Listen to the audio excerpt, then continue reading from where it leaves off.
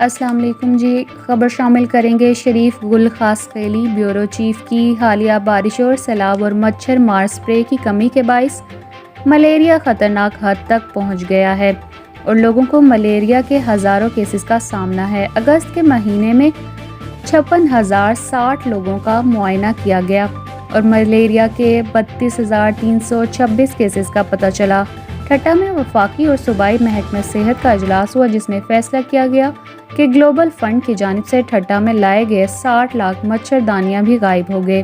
لاکھوں افراد کا سروے بھی کیا گیا۔ ذرائع سے معلوم ہوا کہ وفاق اور صوبائی اجلاس میں سندھ بھر میں مچھردانیاں تقسیم کرنے کا کہا گیا، جس پر ڈی ایم سی کے وفاقی ڈائریکٹر میر حسن بلو نے کہا کہ صرف ٹھٹہ اور بلوچستان میں مچھردانیاں تقسیم کی گئی ہیں۔ گلوبل فنڈ پروگرام کی طرف سے ملیریا کے خطرناک علاقوں کے لیے ہے۔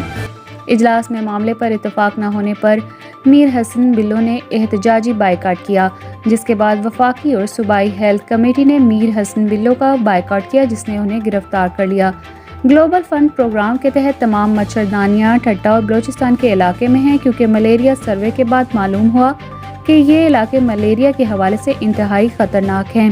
ضلع ٹھٹہ میں ملیریا سپرے نہ ہونے کے باعث میرپور ساکھرو، چھٹو چند، گو براری، ٹھٹہ، اونگر، چھٹکا اور دیگر علاقوں میں ڈینگی کے کیسز بڑے پیمانے پر سامنے آنے لگے ہیں۔